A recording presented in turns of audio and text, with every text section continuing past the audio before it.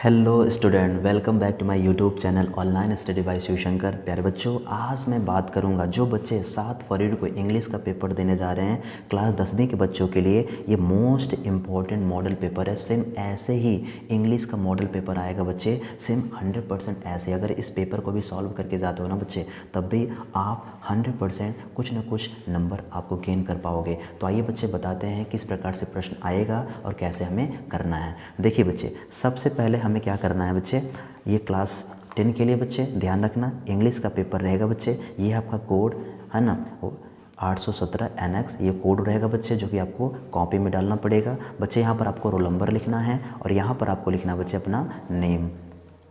बच्चे आपको जो समय मिलेगा वो कुल मिलाकर टाइम रहेगा बच्चे 3 घंटे 15 मिनट। आपके पास जो मॉडल पेपर का जो समय रहेगा बच्चे, जो आपका क्वेश्चन का पेपर का समय रहेगा ना बच्चे, वो 3 घंटे 15 मिनट का समय रहेगा बच्चे। और टोटल नंबर रहेगा बच्चे 20 मार्क्स बच्चे, 70 नंबर का आपका टोटल नंबर रहेगा बच्चे। बच्चे पेपर करने से पहले हमें कुछ चीज़ों को ध्यान में रखना पड़ेगा, जैसे कि बच्चे समझते हैं बच्चे, फर्स्ट 50 मिनट ध्यान रखना बच्चे। पहला 15 मिनट जो होता है बच्चे are allotted to the candidates for reading the question paper. जो पहला 15 मिनट होता है बच्चे, वो बच्चों को क्वेश्चन पेपर को पढ़ने के लिए, रीड करने के लिए दिया जाता है। तो ध्यान रखना बच्चे, आपको 15 मिनट आपको क्वेश्चन को बढ़िया से अच्छे से पढ़ना है, ध्यान देना कौन कौन सा क्वेश्चन इंपॉर्टेंट है, क्या क्या करना है, क्या क्या नहीं करना है बच्चे। सेकेंड पॉइंट दिया है, ऑल क्वेश्चन आर कंपलसरी। सभी क्वेश्चन बच्चे अनिवार्य रूप से हमें करना है, सभी क्वेश्चन को हल करना है बच्चे। एंड थर्ड पॉइंट है बच्चे, this question paper is divided into 2 parts. यह जो क्वेश्चन पेपर है बच्चे 2 भागों में बांटा गया। ध्यान रखना, ये जो क्वेश्चन पेपर है बच्चे ना, ये 2 भागों में बांटा गया है, पार्ट ए में बच्चे एंड पार्ट बी। मतलब जो कुल मिलाकर के 2 पार्ट रहेगा, part number A and part number B. बच्चे 4 पॉइंट में दिया है बच्चे, पार्ट ए ध्यान रखना बच्चे, part A consist of 20 multiple choice question carrying 1 marks each. जो बच्चे पार्ट ए रहेगा ना, मल्टीपल चॉइस क्वेश्चन देगा, अर्थात बहुविकल्पी क्वेश्चन देगा, और हर एक क्वेश्चन बच्चों एक एक नंबर दिया जाएगा। समझ पा रहे हो बच्चे? हाँ। और नंबर 5 पॉइंट बच्चे हमें समझना है। नंबर पॉइंट 5 बच्चे, read the question wise instruction and mark your answer on the given OMR sheet. Do not erase, cut और use whitener on the OMR sheet. अर्थात बोला जा रहा बच्चे कि हमें हर एक क्वेश्चन को, उनके जो इंस्ट्रक्शन रहेंगे, जो उनके संकेत रहेंगे बच्चे, उन्हें बढ़िया से अच्छे से ध्यान से पढ़ना है और चिन्हित करना है बच्चे। और ध्यान रखना, जो MR सीट रहेगा बच्चे, उस पर डू नॉट इरेज, उसको मिटाना नहीं। एक बार अगर आप क्लिक कर दोगे, आप गोला पार दोगे, फिर उसको इरेज नहीं करना, कट भी नहीं करना है। और ना तो बच्चे यूज़ वाइटनर का भी यूज़ नहीं करना है अपने OMR सीट पर। OMR सीट पर आपको ना तो इरेज करना है, ना तो कट करना, ना तो वाइटनर चलाना। जो एक बार लग जाएगा तो लग जाएगा बच्चे। अगर आप काटते हैं तो ध्यान रखना, उसका भी नंबर आपको नहीं दिया जाएगा। ओके प्यारे बच्चों, नंबर 6 पॉइंट है बच्चे, पार्ट बी। जो पार्ट बी रहेगा बच्चे, consist of descriptive type question. Part B में बच्चे आपको थियरी बेस्ड क्वेश्चन दिया रहेगा, अर्थात क्वेश्चन रहेगा, उस क्वेश्चन को आपके नोटबुक में अर्थात बोर्ड कॉपी में आपको नोट करना पड़ेगा, लिखना पड़ेगा। Marks are indicated against each question. हर एक क्वेश्चन के सामने बच्चों नंबर का उल्लेख किया रहेगा, कितने नंबर का आपका क्वेश्चन है और कितने नंबर का क्वेश्चन नहीं है। ओके बच्चों, आई इंपॉर्टेंट बच्चे, पार्ट ए अर्थात इंग्लिश के पार्ट ए में ध्यान रखना बच्चे। पहला जो क्वेश्चन रहेगा पार्ट ए में बच्चे, मल्टीपल चॉइस क्वेश्चन, आपका 20 क्वेश्चन मल्टीपल रहेगा। ध्यान रखना बच्चे, आपका 20 क्वेश्चन क्या रहेगा, मल्टीपल रहेगा, अर्थात बहुविकल्पी क्वेश्चन रहेगा। तो बच्चे क्वेश्चन क्या बोला गया, क्वेश्चंस नंबर 1 2 3, ध्यान रखना 1 से लेकर 3 तक बच्चे आपको ये क्वेश्चन करना पैसेज के माध्यम से। पैसेज क्या बोलता है बच्चे, read the following passage carefully, अर्थात नीचे लिखे गए जो पैसेज उसको ध्यानपूर्वक पढ़ना है। And choose the correct option to answer the following question, अर्थात और ध्यानपूर्वक पढ़ करके उन सभी प्रश्नों का, नीचे उसके लिखे गए प्रश्नों का हमें उत्तर देना है। तो आइए बच्चों ध्यान से पढ़ते हैं। मोस्ट इंपॉर्टेंट ये पैसेज बच्चे आपको ध्यान से पढ़ना है, समझना है और करना है। बच्चे क्वेश्चन दिया है, अब इसका जो बच्चे हिंदी अर्थ निकाल पाते हैं अच्छे से, इसका आंसर भी बहुत अच्छे से आप दे पाओगे। तो आइए पढ़ते हैं बच्चे और हिंदी मतलब भी समझते हैं और क्या होगा। बच्चे क्वेश्चन बोला गया, Subhash Chandra Bose was a great leader of India, अर्थात सुभाष चंद्र बोस भारत के सबसे बेहतर, सबसे महान क्या हैं, नेता थे। His countryman called him Netaji. ध्यान रखना बच्चे, क्या बोला गया, सुभाष चंद्र बोस भारत के सबसे महान क्या थे, नेता थे। His countryman called him Netaji, उनके जो देशवासी थे बच्चों उन्हें नेताजी के नाम से बुलाते थे। ध्यान रखना, किसके नाम से बच्चे, नेताजी के नाम से बुलाते थे। बिकॉज, क्योंकि he led them on the right path, क्योंकि उन्होंने अर्थात सुभाष चंद्र बोस ने उन्हें सही रास्ता का मार्ग दिखाया था, उन्हें रास्ता दिखाने का काम करते थे।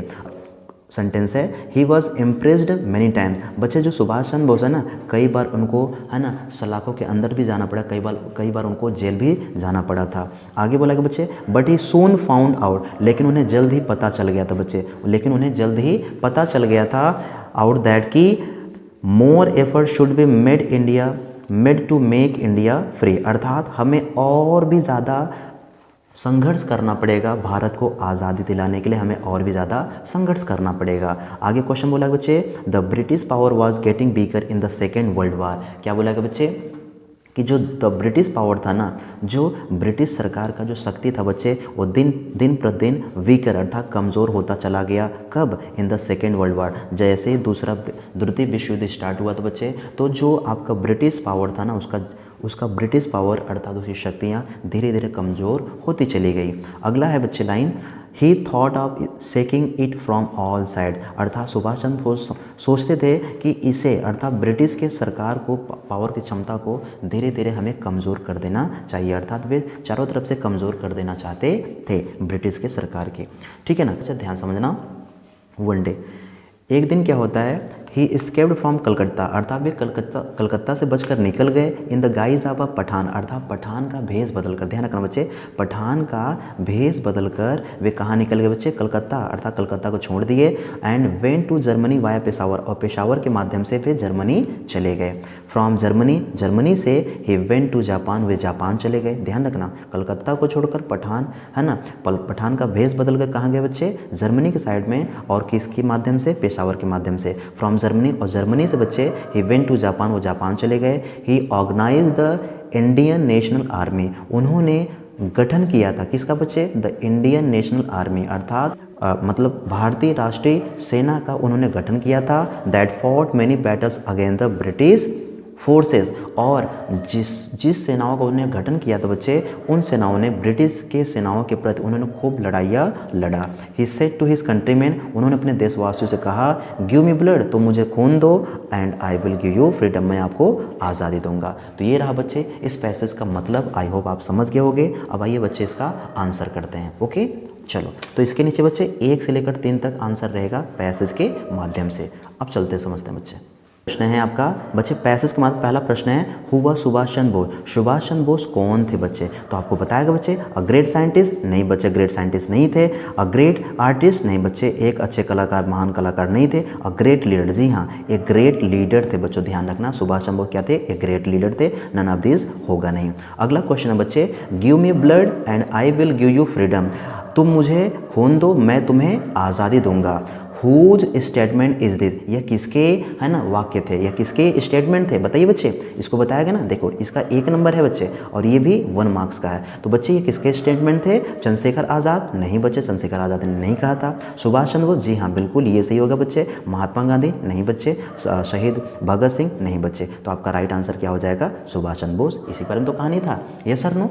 अब आइए बच्चे अगला क्वेश्चन है बच्चे, Indian National Army was organised by, जो भारतीय राष्ट्रीय सेना का गठन किया गया था वो किसके द्वारा किया गया था, तो प्यारे बच्चे पंडित जवाहरलाल नेहरू, नहीं बच्चे तो आया नहीं था। सरदार पटेल, ये भी नहीं है। सुभाष चंद्र बोस, जी हाँ बिल्कुल ये राइट आंसर हो जाएगा बच्चे। जनरल करियप्पा, ये आपका नहीं होगा बच्चे, तो राइट आंसर क्या हो जाएगा, सी। तो बच्चे हमने पैसेज के 3 क्वेश्चन किया, हुआ सुभाष चंद्र बोस वाज, इसका राइट आंसर हो जाएगा बच्चे ऑप्शन नंबर सी। और बच्चे give me blood and I will give you freedom, इसका राइट आंसर क्या हो जाएगा, बी, यस और no. And Indian National Army was organised by Subhash Chandra Bose, अर्थात सी आंसर हो जाएगा। यस बच्चे, तो आई होप आपको 3 प्रश्न समझ में आ गए बच्चे। अब आइए समझते हैं 4 नंबर। ओके बच्चे, तो पहले बच्चे 4 नंबर, अच्छा क्वेश्चन इंस्ट्रक्शन दिया बच्चा, थोड़ा ध्यान समझना। क्वेश्चन नंबर 4 से लेकर 8 तक, मतलब 4 से लेकर 8 तक बच्चे, choose the correct option two of answer on the following, अर्थात सही ऑप्शन का चुनाव करिए जो भी उसके नीचे लिखे गए जो भी प्रश्न है सही ऑप्शन का आप चुनाव करिए। अर्थात बच्चे ग्रामर से पोर्शन है। तो बच्चे नंबर 4 पे ध्यान रखना बच्चे, नंबर 4 पे क्या क्वेश्चन है, सी, अच्छा बच्चे यहाँ पर डॉट डॉट रहेगा, ध्यान रखना। अर्थात एक क्वेश्चन बच्चे वर्ब का, तो यहाँ पर C dot dot to the market with her cousins. यहाँ पर जो क्वेश्चन आपको शायद दिखाई नहीं दे रहा बच्चे, तो मैं आपको बोल दे रहा हूँ बच्चे, यहाँ पर क्वेश्चन है, क्या क्वेश्चन है बच्चे, तो क्या बोला गया, C dot dot to the market with her cousins. इसका राइट आंसर इसका यहाँ पर डॉट डॉट के स्थान पर क्या भरा जाए, कौन सा वर्ब का फॉर्म भरा जाएगा। तो बच्चे पहला ऑप्शन दिया हैड गॉन, तो क्या बच्चे हैड गॉन हो सकता है बच्चे, हाँ हैड गॉन हो सकता है, she had gone to the market with her cousin, जी हाँ बिल्कुल सही हो सकता है बच्चे, सी हैड गॉन। अच्छा सी वेंट हो सकता है, जी हाँ she went to the market, ये भी बिल्कुल सही हो सकता है बच्चे। अच्छा ये भी हो सकता है क्या, she will go to the market with her, ये भी बिल्कुल सही हो सकता है बच्चे। तो आपका ऑल द करेक्ट अर्थात तीनों बिल्कुल सही है, अर्थात ए वाला, बी वाला, सी वाला, अर्थात आपको ऑप्शन क्या लगाना बच्चे, D option is the right answer. अर्थात यहाँ इस जगह पर खाली स्थान पर बच्चे चारों भरा जा सकता है, क्योंकि हैड आपका पास्ट परफेक्ट टेंस होता है, उसके मेनू का थर्ड फॉर्म लगता है बच्चे, और पास्ट इंफिनिट टेंस में मेनू का सेकंड फॉर्म सभी सब्जेक्ट के साथ लगता है बच्चे। विल गो बच्चे सी के साथ विल भी लग सकता है, मेनू का फर्स्ट लगता है, बिल्कुल सही है। तो बच्चे D option is the right answer. Number 5 क्या कहता है बच्चे, if a student want to know every new thing, वह छात्र जो हर एक चीज़ों को जानने की बड़ा इच्छा रखता है, अर्थात जो छात्र हर एक चीज़ों को जानने की बड़ी इच्छा रखता है उसे हम क्या बोलते हैं बच्चे, क्या इंटेलिजेंट बोलते हैं, नहीं बच्चे उसे बुद्धिमान तो कहते नहीं हैं, है ना। कॉशियस बोलते हैं, जी नहीं बच्चे कॉशियस भी नहीं करते हैं। केयरफुल बोलते हैं, नहीं बच्चे उसे केयरफुल भी नहीं बोलते हैं। तो उसे क्या बोलते हैं बच्चे, उसे बोलते हैं बच्चे क्यूरियस अर्थात जिज्ञासु। जो छात्र हर एक चीज़ों को जानने का प्रयास करता है उसे क्या बोलते हैं, जिज्ञासु, अर्थात राइट आंसर हो जाएगा बच्चे डी। अब आइए बच्चे क्वेश्चन नंबर 6 समझते हैं। क्वेश्चन नंबर 6 कह रहा है बच्चे रीअरेंज, अर्थात रीऑर्डरिंग क्वेश्चन दिया बच्चे, rearrange the following word cluster to make a meaningful sentence and choose the right arrangement. पहले हमें सब्जेक्ट देखना बच्चे, जब भी रीऑर्डरिंग आया तो आपको सब्जेक्ट खोजना है, हेल्पिंग खोजना है, मेन खोजना है, ऑब्जेक्ट प्लेसमेंट टाइम खोजना है। बच्चे यहाँ पर दिया एल्डर बी ग्रेट शुड, बच्चे बीच में देखो शुड दे दिया और वी यहाँ पर है, वी तो सब्जेक्ट होता है, तो बच्चे ये तो होगा नहीं, क्योंकि बच्चे वी के साथ ही शुड होना चाहिए, ये सर नो, तो गलत दे दिया है। अगला क्वेश्चन बच्चे रेस्पेक्ट वी शुड, बच्चे रेस्पेक्ट मेन वर्ब है बच्चे, तो ध्यान रखना रेस्पेक्ट हमेशा हेल्पिंग के बाद आता है, तो ये भी क्या है, गलत है बच्चे, हम तो ऐसे ही पहचान कर बता देंगे, ये सर नो। और great elders for we have respect should, यहाँ पर शुड अंत में दे दे बच्चे, ये भी गलत है क्योंकि सब्जेक्ट के बाद आता है। अगला डी क्वेश्चन बच्चे we should have a great respect for our elders, अर्थात हमें अपने बड़ों के प्रति एक सहानुभूति, हमें रेस्पेक्ट करना चाहिए, बिल्कुल राइट आंसर बच्चे, अर्थात ये बिल्कुल right answer, we should have great respect for our elder, that's the right answer, D option. Yes or no बच्चे। नंबर 7 क्वेश्चन बच्चे which of the following words is misspelled, अर्थात नीचे लिखे गए जो 4 शब्द बच्चे उसमें से गलत क्या है, गलत को तलाशना। अर्थात जब भी मिस स्पेल्ड देगा बच्चे तो इसमें से 3 सही देगा और 1 गलत देगा, जो गलत वाला रहेगा उसी को आपको तलाशना पड़ेगा। तो बच्चे रिसीव का क्या मीनिंग सही है, RECEIVE, बिल्कुल रिसीव बिल्कुल सही है बच्चे। डिसीव मतलब धोखा देना, DECEIVE, डिसीव भी बिल्कुल क्या बच्चे सही है ना। कंसीव तो क्या सही है, CONCEIVE, बिल्कुल बच्चे क्या है सही है ना। परसीव ये बच्चे CEIVE होगा, तो यही आपका क्या है बच्चे रॉन्ग है, यस सर नो, तो D option is the right answer. Okay बच्चे, आइए समझते बच्चे 8 नंबर बच्चे प्रीपोजिशन से है। तो बोला गया बच्चे fill in the gap with the suitable preposition, अर्थात जहाँ गैपिंग है वहाँ पर सही प्रीपोजिशन का चयन करें। तो ही हैज़ नो डिज़ायर, बच्चे यहाँ पर डिज़ायर के बाद ध्यान रखना, डिज़ायर के बाद ही क्या है बच्चे, डिज़ायर के बाद ही बच्चे क्या है खाली स्थान है, फिर फेम।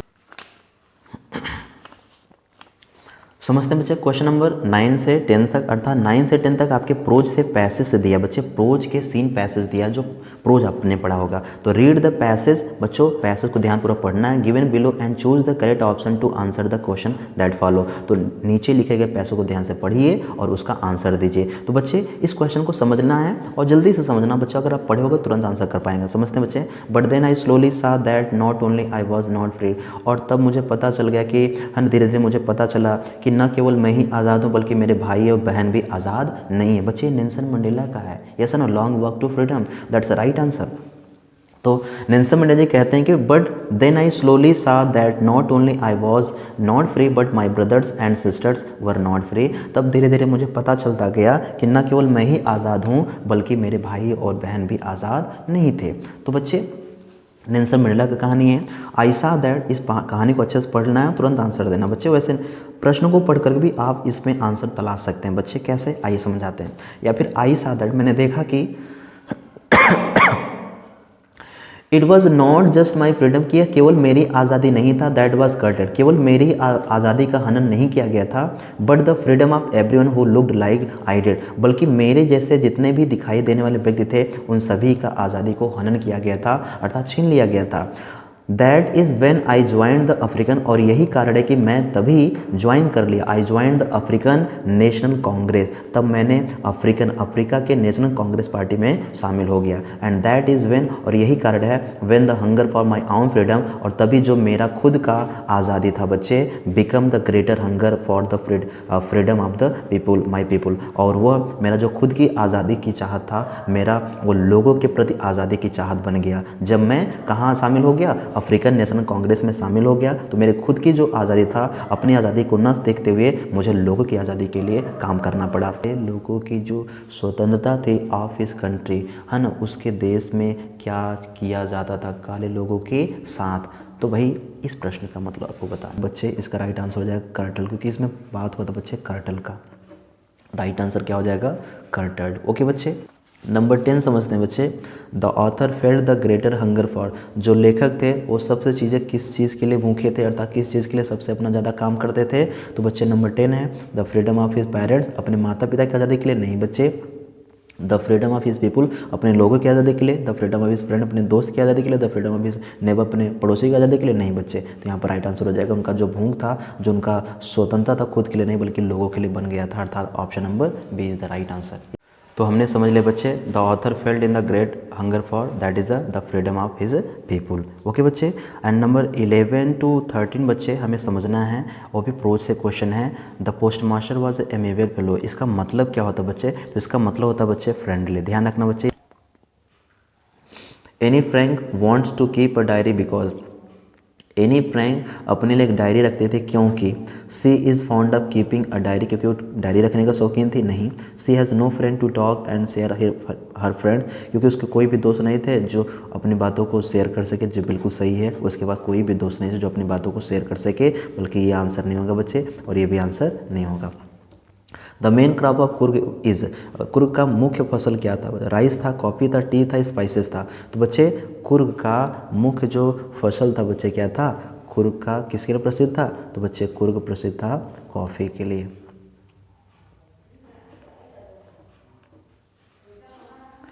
14 से लेकर 15 तक हमें समझना है बच्चे।